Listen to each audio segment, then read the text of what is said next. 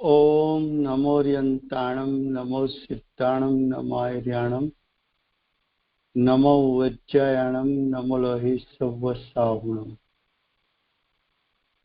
मंगलम भगवान वीरो मंगलम गौतमो बुद्ध मंगलम कुंद कुंदार्यो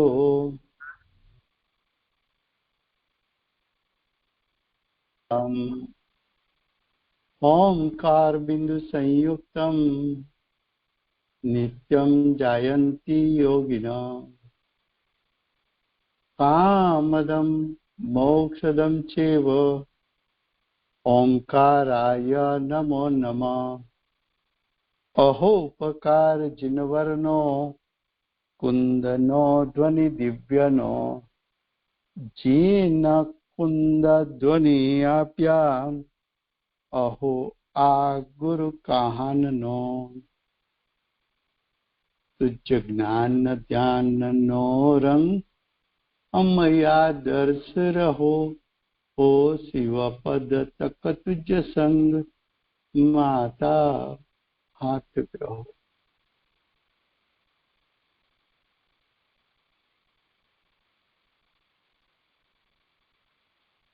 ये प्रवचन सार नाम का परम अध्यात्म शास्त्र है। भगवत कुंकुंदाचार्य देव ने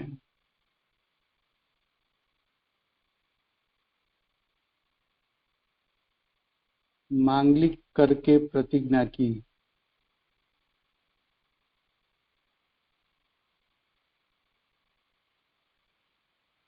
प्रतिज्ञा में से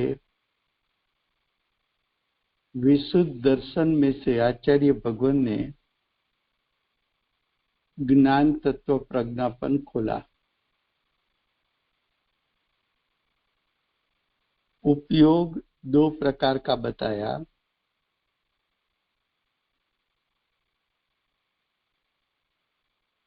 सदुपयोग और शुभ उपयोग। सदुपयोग का फल क्षायिक ज्ञान क्षायिक सुख बताया। शुभ उपयोग का फल देव गति। शुभ उपयोग यानी शुभ भाव। तो ये शुभ परिणाम अधिकार चलता है। उसकी 81 गाथा चलती है, 81 गाथा चलती है। उसमें श्रावक दशा में, साधक दशा में जो शुभ भाव है उसको सराग चारित्र कहा। जब तक सराग चारित्र का नाश नहीं होता है तब तक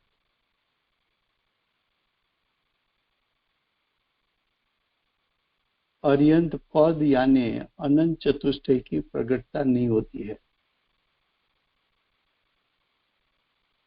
आप उसको शुभ उपयोग कह सकते हो साधक दशा में, सविकल दशा को शुभ उपयोग कह सकते हो, शुभ परिणाम कह सकते हो,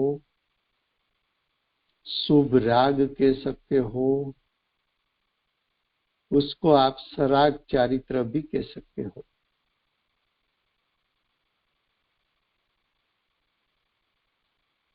तो सराग चारित्र का नाश होता है। तो सराग चारित्र क्या है? तो कि सराग चारित्र चारित्र मोह है। चारित्र मोह का नाश होता है तो जीव को अर्यंत पद यानी अनंत चतुष्टय यानी अनंत ज्ञान, अनंत दर्शन, अनंत सुख, अनंत वीर्य, अर्थात क्षायिक ज्ञान, क्षायिक दर्शन, क्षायिक सुख, क्षायिक वीर्य प्रकट होता है। तो देखिए गाथा 81 की टीका इस प्रकार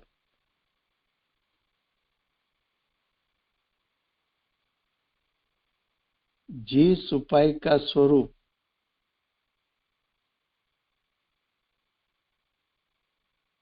जिस उपाय का अर्थ है मोक्ष मार्ग,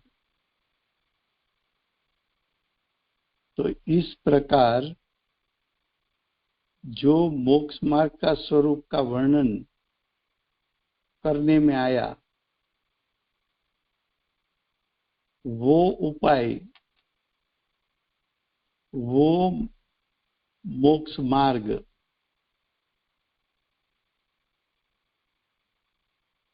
द्वारा मोह को दूर करके भी सम्यक आत्म तत्व को पाकर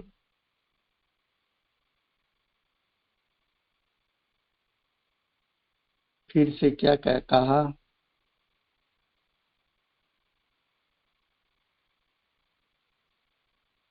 जिस प्रकार का अर्थ है जिस प्रकार से 80 गाथा में आत्म स्वभाव का अवलंबन लेकर दर्शन मोह का नाश करके सम्यक दर्शन प्रकट किया,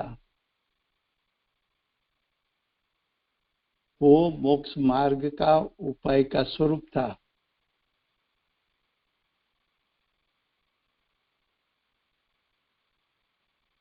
वही उपाय के द्वारा दर्शन मोह का नाश करने का उपाय क्या था? आत्म स्वभाव का अवलंबन लेना, आत्म स्वभाव में स्थिरता करना, आत्मा का अनुभवन करना, आत्मा में खेलना,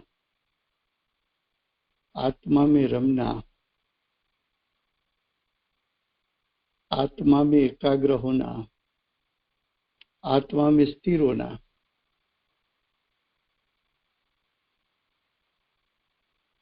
वो सम्यक दर्शन प्राप्ति का उपाय था।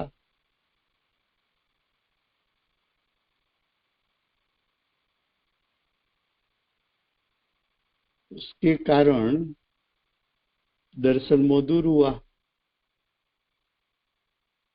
और सम्यक दर्शन की प्राप्ति का अर्थ है आत्म तत्व को पाना, आत्म स्वभाव की परिपूर्णता का निर्णय होना, आत्म स्वभाव को प्रतीत में लाना। तो आत्म तत्व को पाकर वेदरूप श्रद्धान करके, वेदरूप ज्ञान करके जो जीव राग द्वेष को निर्मूल करते हैं, जो जीव का अर्थ है साधक का जीव, सम्यक दृष्टि का जीव। राग द्वेष का अर्थ है चारित्र मोह।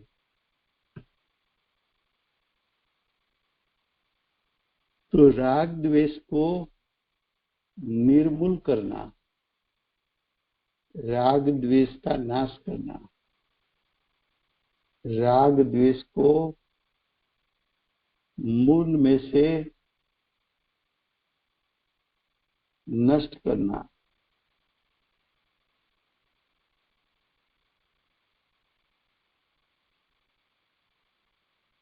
तो देखो दर्शन मोह का जो नाश करना है वो भी स्वभाव सन्मुखता से होता है। चारित्र मोह का नाश करना है वो भी स्वभाव के अवलंबन से होता है। जब चारित्र मोह का नाश होता है तो शुद्ध आत्मा का अनुभव होता है। शुद्ध आत्मा का अनुभव का अर्थ है अनंत चतुष्टय का अनुभव होता है। परिपूर्ण ज्ञान दर्शन सुख वीर्य का अनुभव होता है। क्षायिक ज्ञान क्षायिक सुख का अनुभवन होता है।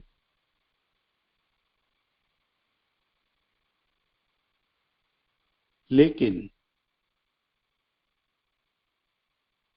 जो यानी साधक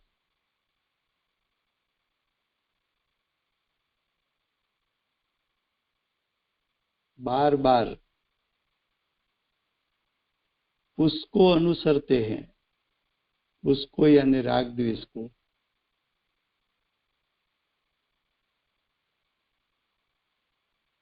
साधक जीव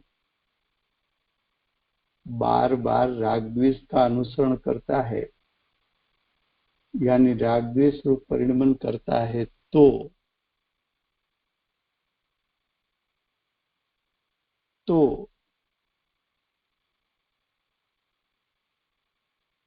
साधक प्रमादाधीनपना के कारण, देखो राग द्वेष बार बार किया तो साधक होते हुए भी राग द्वेष के अधीन हो गया, राग द्वेष में तन्मय हुआ। ये दोष है। लेकिन ये दोष कैसा है? श्रद्धा का दोष है कि चारित्र का दोष है? तो कि ये चारित्र का दोष है।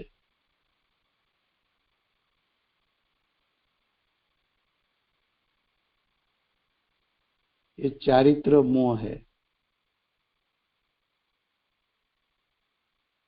क्योंकि जब तक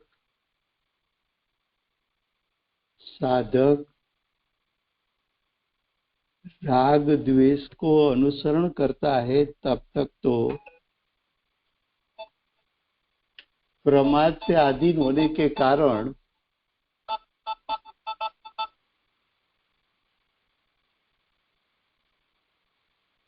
प्रमाद के अधीन होने के कारण शुद्धात्म तत्व का अनुभव रूप, शुद्धात्म तत्व का अर्थ है परिपूर्ण शुद्धता।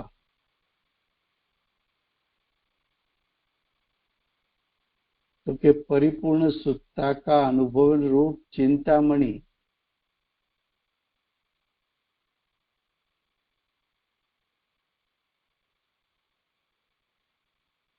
चुराए जाने के कारण यानी तिरोभूत हो जाने के कारण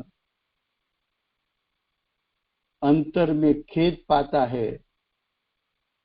खेद का अर्थ है दुख पाता है।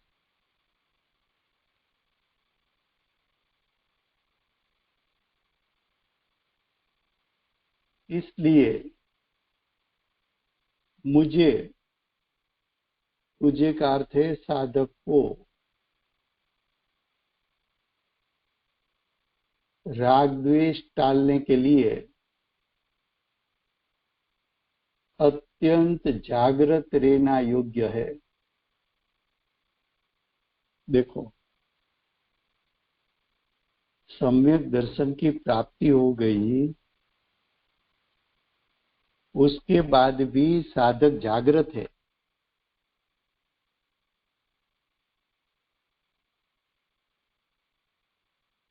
किसके लिए जागृत है? तो कि प्रति समय मेरे परिणाम में से क्रमशः चारित्र मोह का नाश होता जाए।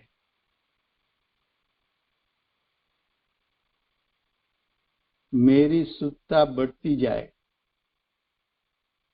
मैं प्रति समय मोक्ष के नजदीक आ जाऊं।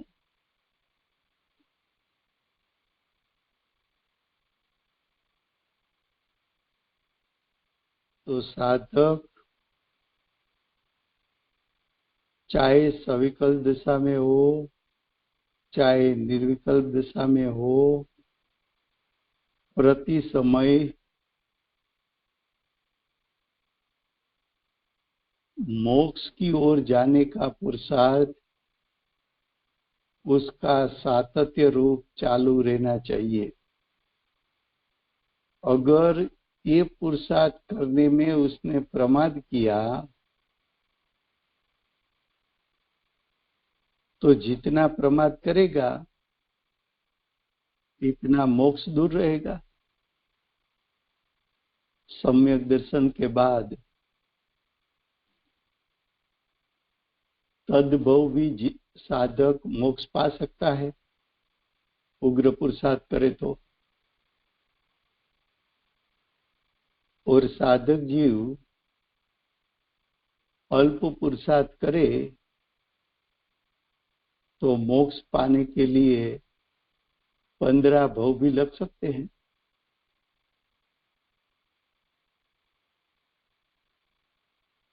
साधक का पुरुषार्थ मंद हो या तीव्र हो, साधक की दशा में जभी जभी चारित्र मोह उत्पन्न होता है, चारित्र मोह के राग द्वेष उत्पन्न होते हैं, साधक दशा का शुभराग उत्पन्न होता है, तब वो परिणाम साधक को दुख रूप वेदन में आने के कारण साधक को अंतरंग से खेद होता है कि मेरे परिणाम में पुरुषार्थ की मनता के कारण राग द्वेष उत्पन्न हो रहे हैं। ऐसे राग द्वेष रूप परिणाम और उसका फल दुख की प्राप्ति, आकुलता की प्राप्ति, उसको साधक गौण करके पुरुषार्थ का वेग बढ़ाकर ज्ञायक स्वभाव का अवलंबन लेकर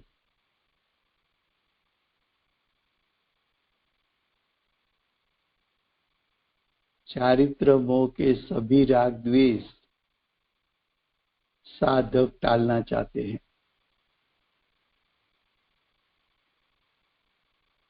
देखो फिर से गुजराती में टीका। इस प्रकार आ प्रकारे જે ઉપાયનું સ્વરૂપ વર્ણવવામાં આવ્યું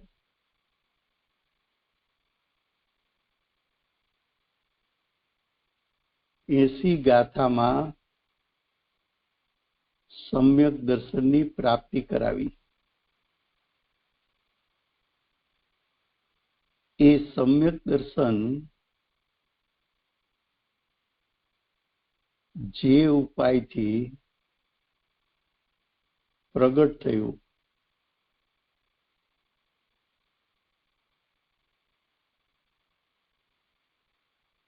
તો કે સમ્યક દર્શન કઈ રીતે પ્રગટ થયું તો કે આત્મ સ્વભાવનું લક્ષ કરવાથી, આત્મ સ્વભાવમાં સ્થિરતા કરવાથી, આત્મ સ્વભાવને પ્રતીત કરવાથી, આત્મ સ્વભાવમાં એકાગ્ર થવાથી, આત્મ સ્વભાવનું ધ્યાન કરવાથી ભેદરૂપ શ્રદ્ધા અને ભેદરૂપ જ્ઞાન પ્રગટ થયું। તે ઉપાય વડે મોહને એટલે કે ચારિત્ર મોહને દૂર કરીને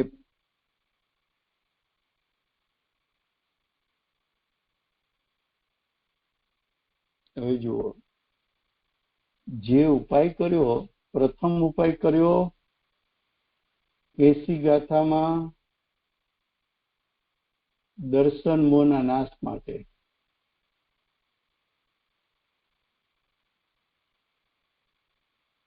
હવે દર્શન મોહ નાશ થયો તો શું થયું?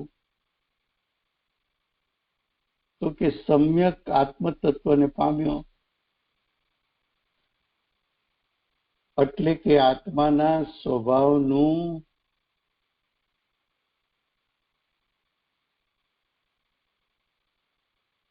શક્તિરૂપ સામર્થ્યનું શ્રદ્ધાન થયું.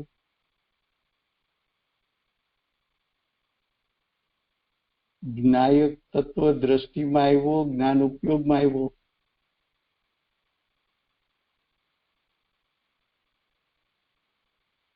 તો જે સમ્યક દર્શન માટે પુરુષાર્થ કર્યો તો સ્વભાવ લક્ષે, એ જ પુરુષાર્થ કરવાથી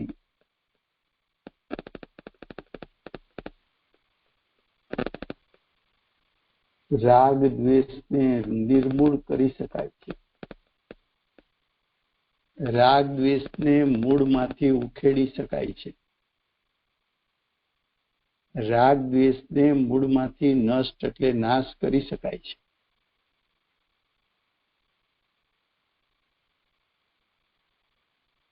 તો રાગ દ્વેષને નાશ કરવા શું કરવું? તો કે સમ્યક દર્શન પ્રાપ્ત કરવા શું કર્યું હતું?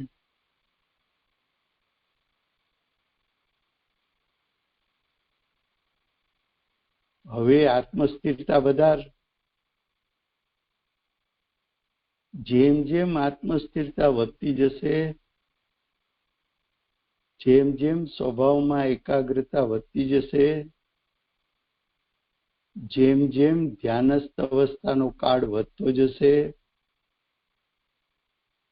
જેમ જેમ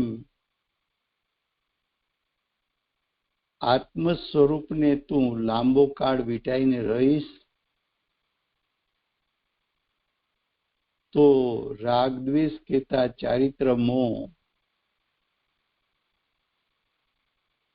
નિર્મૂળ થઈ જશે, મૂળમાંથી નાશ થઈ જશે. હવે જો આવો ચારિત્ર મોહ, આવો રાગ દ્વેષ મૂળમાંથી નાશ થઈ જાય તો શું થાય? તો કે તો શુદ્ધાત્માને અનુભવે છે.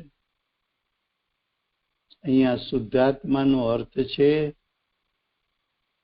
આત્માની પરિપૂર્ણ શુદ્ધ દશાને અનુભવે છે.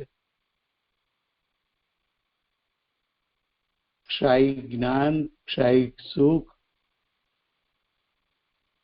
એનો અનુભવન થાય છે.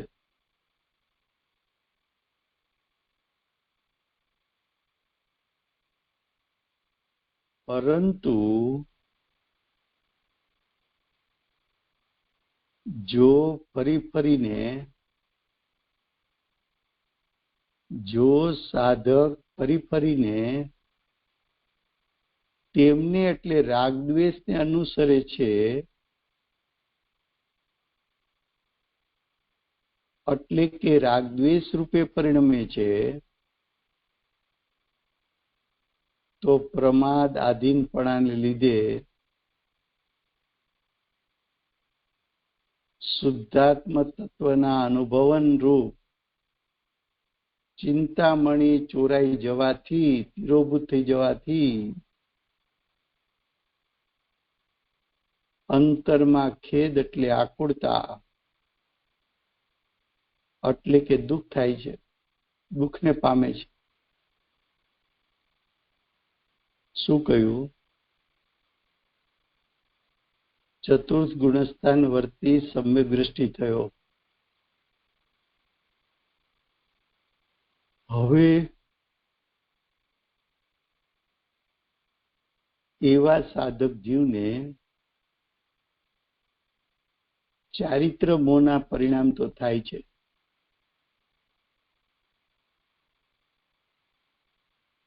ચારિત્ર મોહ એટલે ભગવાનની ભક્તિનો ભાવ આવવો, અભિષેકનો ભાવ આવવો, દર્શન પૂજાનો ભાવ આવવો, વ્રત તપના પાલનનો ભાવ આવવો, અણુવ્રત કે મહાવ્રત સવિકલ્પ દશામાં એનું પાલન કરવાનો ભાવ આવવો, એ સવિકલ્પ દશા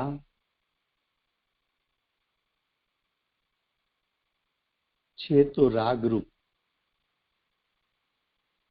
છે તો અશુદ્ધતા, છે તો વિભાવ,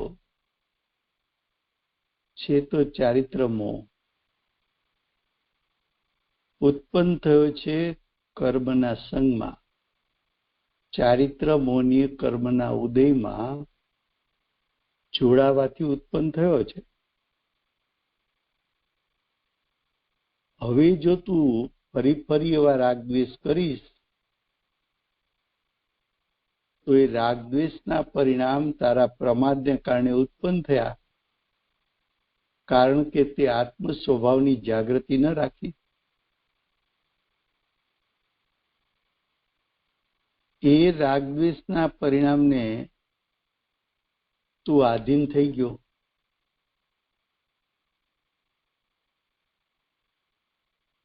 એ આધીનપણાને કારણે શુદ્ધાત્મ તત્વનું અનુભવન રૂપ ચિંતામણી ચોરાઈ જવાથી, એટલે કે અનંત ચતુષ્ટય રૂપ પરિપૂર્ણ સત્તાનું અનુભવન ચોરાઈ ગયું. શું કે છે? અનંત ચતુષ્ટય રૂપે પરિણમતો જીવ, ચિંતામણી એટલે જીવ, એ તિરોભૂત થઈ ગયો, ગૌણ થઈ ગયો. એનું ગૌણપણું થવાથી રાગદ્વેષના પરિણામનો જે અનુભવ થયો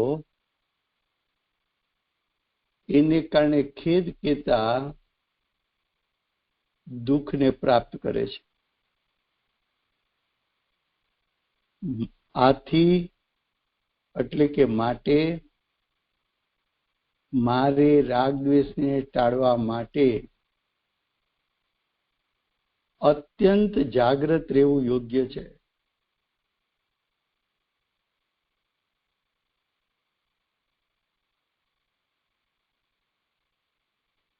જ્ઞાનીનું જ્ઞાન જાણે છે. શું જાણે છે? કે મારી દશામાં રાગદ્વેષ થયો એ મારી અજાગૃતિનો દોષ છે. કોઈ મને છેતરી ગયું કે હું જાગ્રત ન રહ્યો.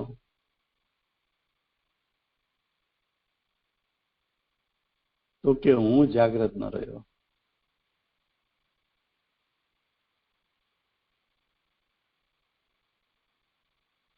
તો કે છે મારે રાગદ્વેષને ટાળવા માટે અત્યંત જાગ્રત રહેવું યોગ્ય છે.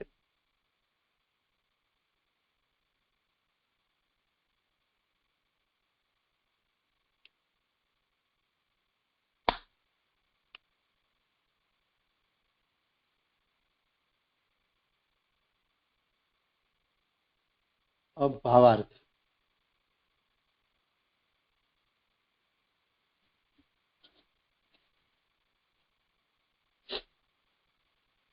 अस्सी गाथा में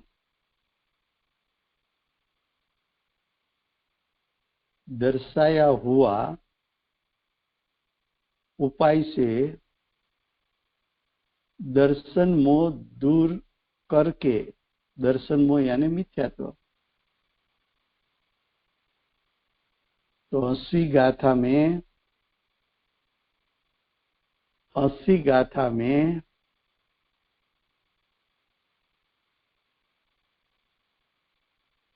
मिथ्यात्व का नाश हुआ, दूर यानी नष्ट हुआ।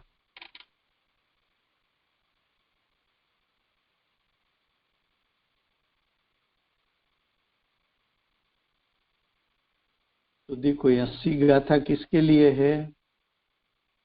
सम्यक दर्शन की प्राप्ति के लिए। 81 गाथा किसके लिए है? तो कि सम्यक चारित्र की शुद्धता बढ़ाकर श्रेणी आरोहण करके परिपूर्णता की प्राप्ति के लिए। तो 80-81 दोनों गाथा के द्वारा आचार्य भगवान दर्शन मोह चारित्र मोह का नाश करवा के अरंत पद की प्राप्ति कराना चाहते हैं।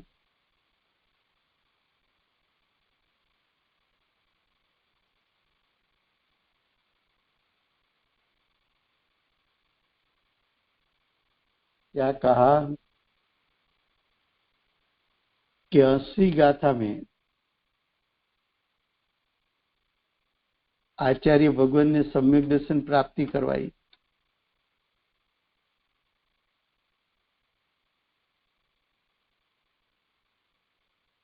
इक्यासी गाथा में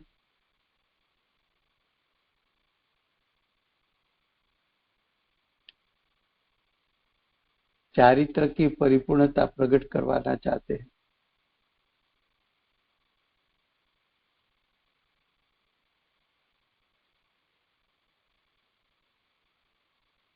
શું કહ્યું? ભાવાર્થ કે 80 ગાથામાં જે ઉપાય દર્શાવ્યો તેનાથી દર્શન મોહ દૂર થયો। દર્શન મોહનું બીજું નામ મિથ્યાત્વ।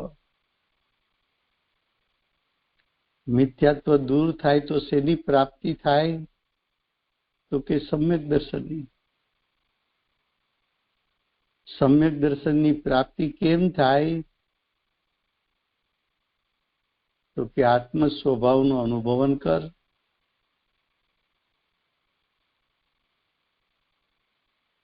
આત્મ સ્વભાવને પ્રતીત કર, सम्यक દર્શન થશે।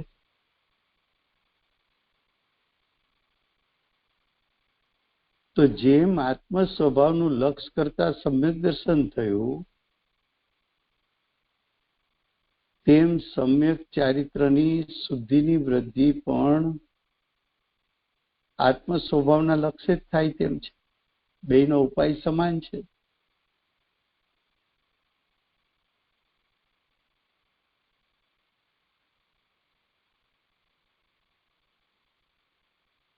अस्सी गाथा में दर्शन मोह यानी मिथ्यात्व छुड़वाया। 81 गाथा में चारित्र मोह यानी राग द्वेष छुड़वाया। 80 गाथा में मिथ्यात्व का नाश करके सम्यक दर्शन प्राप्त करवाया।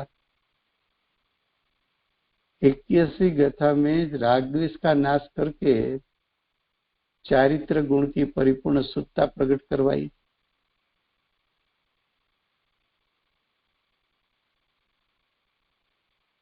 तो देखो भावार्थ फिर से।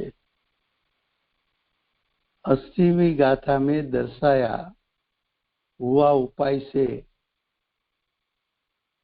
दर्शन मोह को दूर करके अर्थात सम्यक दर्शन प्राप्ति करने जो जीव शुद्धात्मा अनुभूति स्वरूप वितराग चारित्र का प्रतिबंधक का अर्थ है वितराग चारित्र को अंतराय करने वाला वितराग चारित्र को रोकने वाला, वितराग चारित्र की शुद्धता को रोकने वाला, उसको प्रतिबंधक कहा। प्रतिबंधक का अर्थ है शुद्धता का घातक।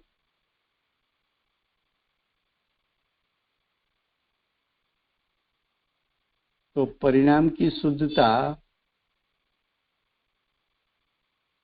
तो परिणाम की शुद्धता का घातक कौन है? राग द्वेष। लेकिन राग द्वेष को छोड़ दो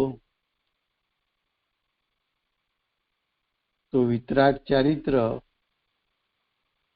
प्रकट होगा, और परिपूर्ण वितराग चारित्र प्रकट होगा तो शुद्धात्मा का परिपूर्ण शुद्ध स्वरूप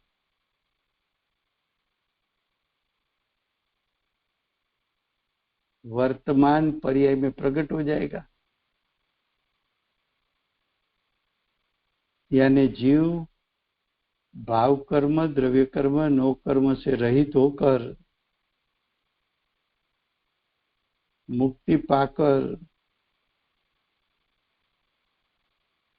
मोह राग द्वेष से मुक्ति पाकर, इंद्रिय सुख दुख से मुक्ति पाकर वितराग चारित्र के साथ परिपूर्ण सुख को प्राप्त कर लेता है।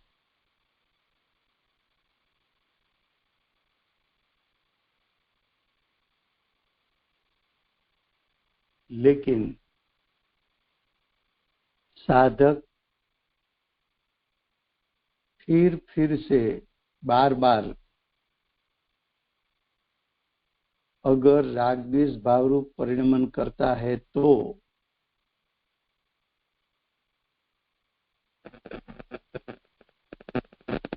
सम्यक दर्शन पा लिया, लेकिन सम्यक दर्शन प्राप्त करने के बाद भी बार बार राग द्वेष करे तो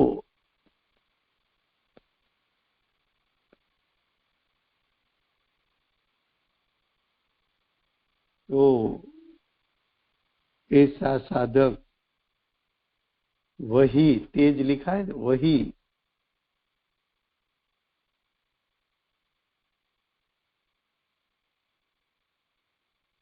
वही अभेद रत्नत्रय परिणत जीव शुद्ध बुद्ध एक स्वभाव आत्मा को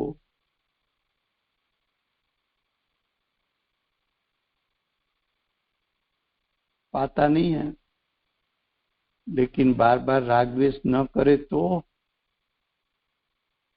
अगर बार बार राग द्वेष नहीं किया तो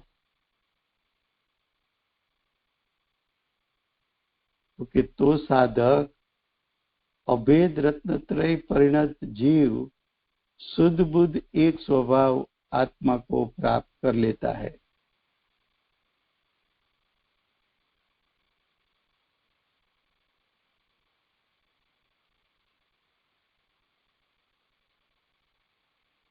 तो जिसने शुद्ध बुद्ध एक स्वभाव आत्मा को प्राप्त कर लिया वो मुक्त हो गया।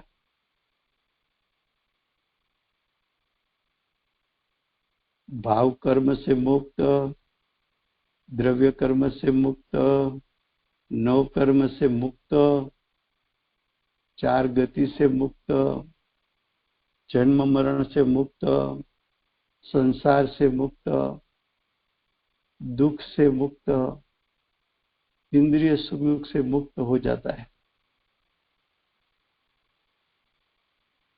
इसलिए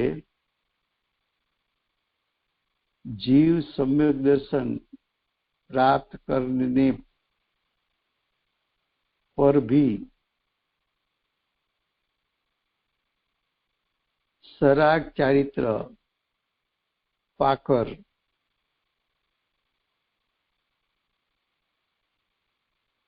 सराग चारित्र को पाकर भी राग द्वेष का निवारण यानी राग द्वेष का नाश, राग द्वेष का निराकरण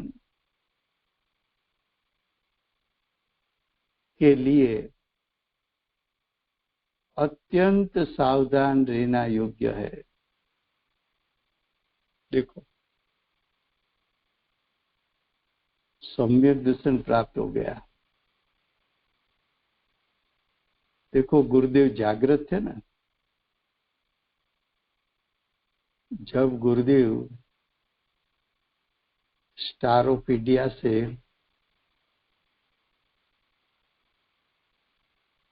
स्वाध्याय मंदिर में पधारने वाले थे,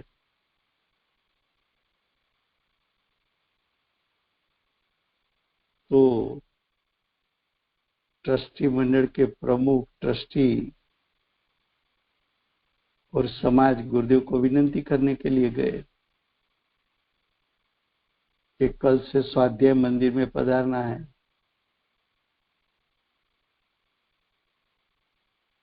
तो सम्यक दृष्टि तो जागृत होते हैं। तो गुरुदेव ने कहा कि आपने स्वाध्याय मंदिर बनाया,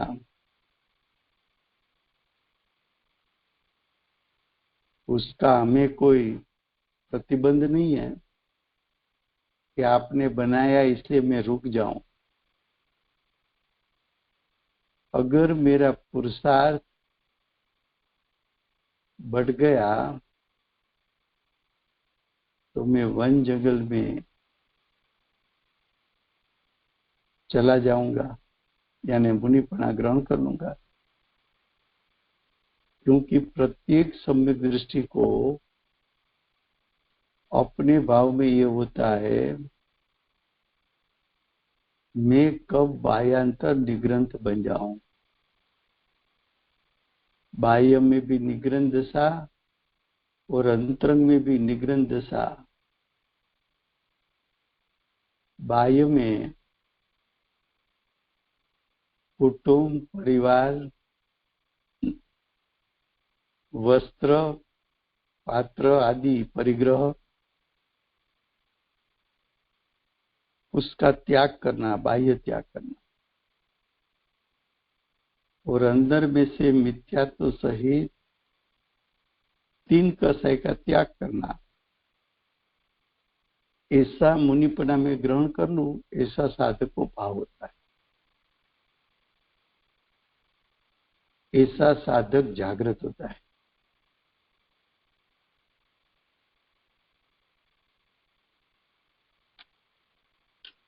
फिर से गुजराती में भावार्थ। 80મી गाथा में दर्शावेला उपायથી दर्शन मोहને दूर કરીને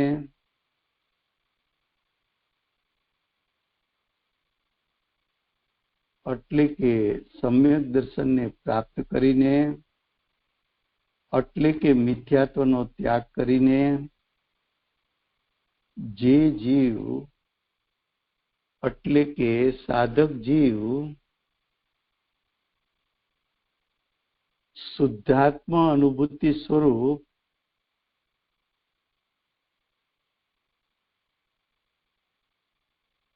શુદ્ધાત્મા અનુભૂતિ સ્વરૂપ એટલે ક્ષાયિકપણું એવું વિતરાગ ચારિત્ર, ક્ષાયિક ચારિત્ર, પરિપૂર્ણ શુદ્ધ ચારિત્ર, એના પ્રતિબંધક એવા શુદ્ધ ચારિત્રને રોકનાર, એવા શુદ્ધ ચારિત્રને અવરોધ કરનાર,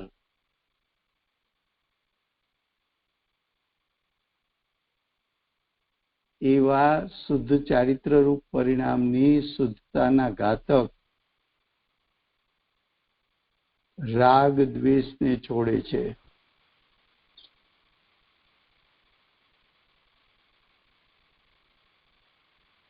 રાગ દ્વેષને છોડે છે એટલે શુભરાગને છોડે છે. શુભરાગને છોડે છે એટલે ચારિત્ર મોહને છોડે છે.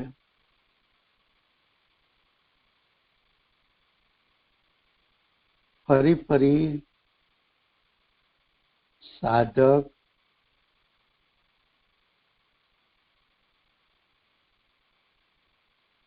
રાગદ્વેષ ભાવે પરિણમતો નથી.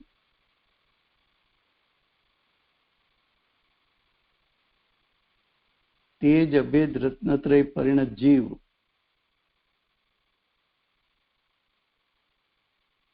શુદ્ધ બુદ્ધ એક સ્વભાવ આત્માને પ્રાપ્ત કરે છે, જે રાગદ્વેષમાં ન રોકાણો.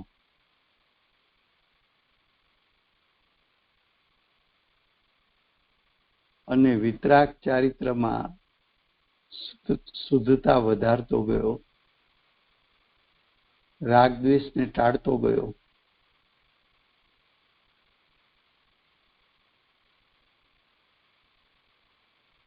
એવો જીવ શુદ્ધ બુદ્ધ એક સ્વભાવ આત્માને પ્રાપ્ત કરે છે. એટલે કે જ્ઞાયકને ગ્રહણ કરી પરિપૂર્ણતાને પ્રગટ કરે છે, ક્ષાયિક પણ પ્રગટ કરે છે. ત્યારે તે જીવ મુક્ત થાય છે. ત્યારે તે જીવ અર્યંત અથવા સિદ્ધ પદને પ્રાપ્ત કરે છે. ત્યારે તે જીવ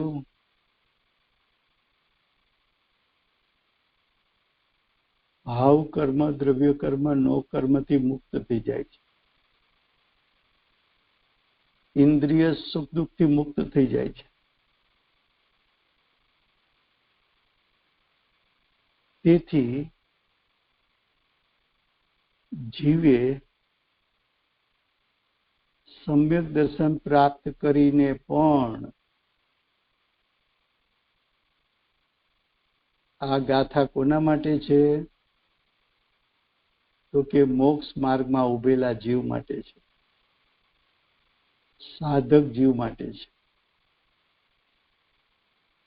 સમ્યક દર્શન પ્રાપ્ત કરી લીધું, પણ હવે શું? તો કે હવે સરાગ ચારિત્રને પામ્યો છે, એટલે કે ચારિત્ર મોહ તારી દશામાં પ્રાપ્ત છે. પણ એ રાગદ્વેષના નિવારણ માટે તારે અત્યંત સાવધાન રહેવું પડશે. એટલે કે ઉગ્ર પુરુષાર્થ કરવો પડશે. એટલે કે પ્રમાદનો ત્યાગ કરવો પડશે.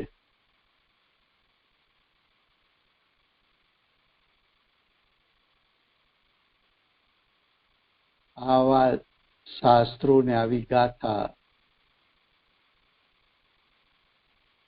એ વાંચીને, કુંદકુંદાચાર્ય દેવના આગમો વાંચીને, કુંદકુંદાચાર્ય દેવની પરંપરામાં થયેલા જીવો, આચાર્યો, એણે પણ એમ કહ્યું કે કુંદકુંદાચાર્ય દેવ મહાવિદ્ય ક્ષેત્રમાં જઈને ભગવાનની વાણી સાંભળીને એ વાણીને અહીંયા ન લઈ આવ્યા હોત તો અમારા મુનિઓનું શું થાત? એટલે કે અમે ચારિત્ર મોહનો નાશ કેમ કરત?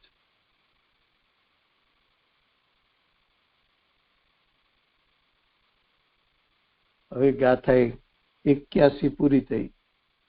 ગાથા 82. હવે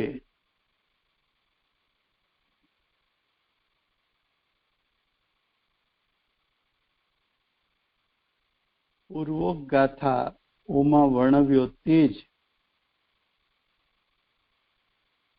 એક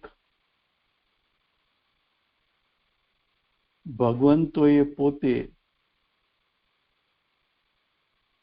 ભગવંતો કહેતા બહુવચન વાપર્યું. ભગવંતો ભગવંતોમાં અનાદિકાળથી થયેલા અનંત અર્યંત પરમાત્માઓ, તીર્થંકર પરમાત્માઓ આવી જાય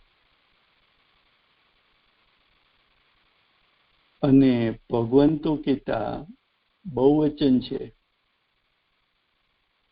તો પોતા ઉપર એટલે કુંકુંદાચાર્ય દેવ ઉપર આખરી તીર્થનાયક મહાવીર ભગવાનનો ઉપકાર છે અને સાક્ષાત સિમંદર ભગવાનનો ઉપકાર છે. તે બંને ભગવંતો અહીં આવી જાય. આ બંને ભગવંતોએ પોતે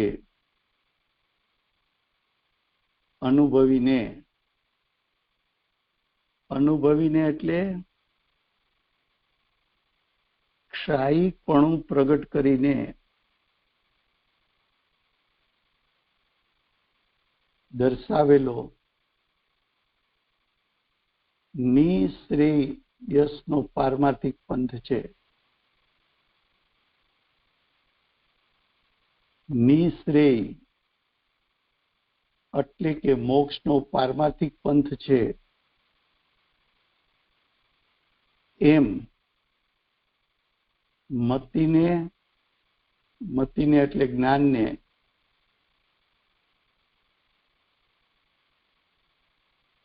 વ્યવસ્થિત કરે છે, એટલે કે જ્ઞાનને સ્થિર કરે છે.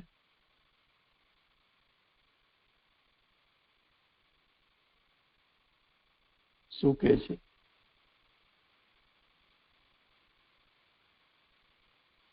ફરીવાર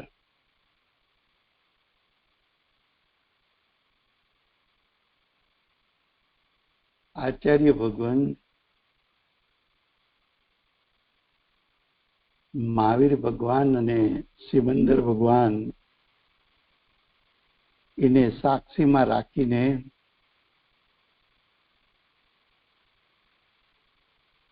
અમે સાક્ષાત સિમંદર ભગવાનની વાણી સાંભળી છે અને મહાવીર ભગવાનની પરંપરાનો ઉપદેશ ગ્રહણ કરીને પચાવ્યો છે.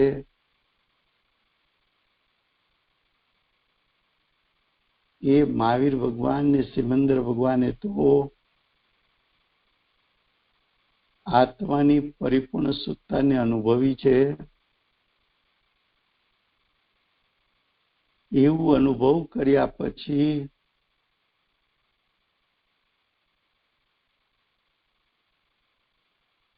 મોક્ષ માર્ગને અને એના ફળ મોક્ષને દર્શાવ્યો છે. એમણે જે માર્ગ બતાવ્યો છે એમાં મારા જ્ઞાનને સ્થિર કરી, મારા જ્ઞાનને વ્યવસ્થિત કરી, મારા જ્ઞાનને એકાગ્ર કરી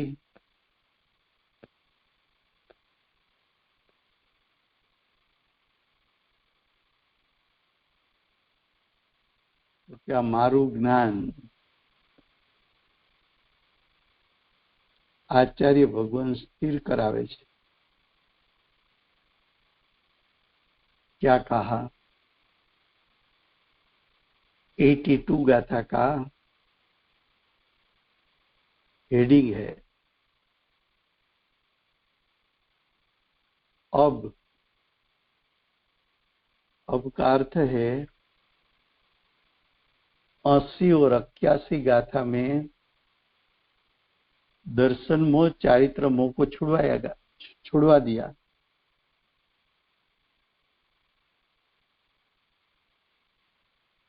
जो 80-81 गाथा में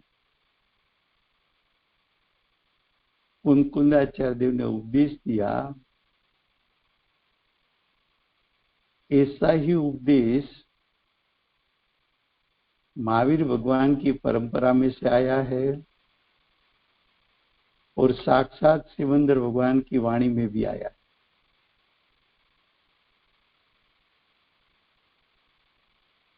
ये जो परिपूर्ण शुद्धता का जो मोक्ष पद है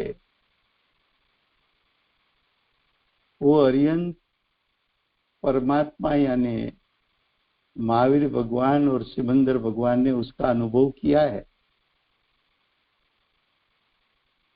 अनुभव परिपूर्ण शुद्धता का करने के बाद निश्रेयस यानी मोक्ष का पारमार्थिक पंथ, परम प्रयोजनवान पंथ यानी मार्ग यानी मोक्ष मार्ग, ऐसा ही मोक्ष मार्ग है। ऐसा मोक्ष मार्ग है, ऐसा तेरे ज्ञान को व्यवस्थित कर, ऐसा ही मार्ग मोक्ष मार्ग है, उसमें तेरा ज्ञान को स्थिर कर और ऐसा मोक्ष मार्ग ग्रहण करके मोक्ष मार्ग की प्राप्ति करके साधक दशा में जागृत रहकर अंतर्लीनता का पुरुषार्थ बढ़ाकर मोक्ष की प्राप्ति कर ले।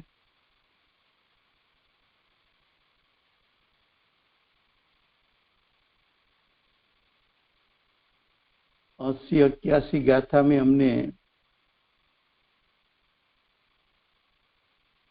मोक्ष मार्ग कैसे प्रकट हो और मोक्ष की प्रकटता कैसे हो, दोनों बात बताई है।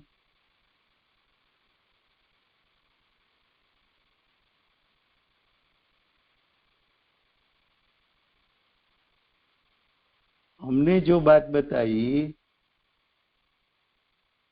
ऐसा ही तेरा ज्ञान मध्यस्थ होकर स्वीकार कर ले।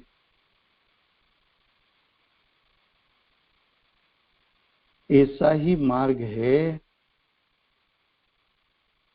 उसमें ज्ञान एकाग्र करके निर्णय कर ले कि मोक्ष मार्ग ऐसा ही होता है।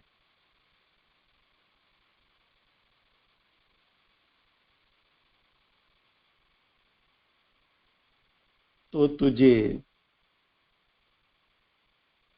मार्ग का यथार्थ ज्ञान होगा, तो तुझे भी मोक्ष मार्ग और उसका फल मोक्ष की प्राप्ति होगी। लो समय हुआ है।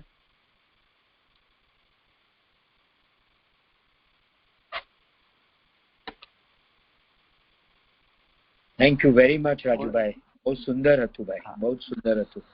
ઘણું ઘણું ચિંતન માંગે છે ભાઈ, ઘણું ઘણું ચિંતન માંગે છે અને ખૂબ ખૂબ પુરુષાર્થ માંગે છે ભાઈ। હાજી, થેન્ક યુ ભાઈ। કોણ જય બોલાવે છે? હિનાબેન જય બોલાવો બેન।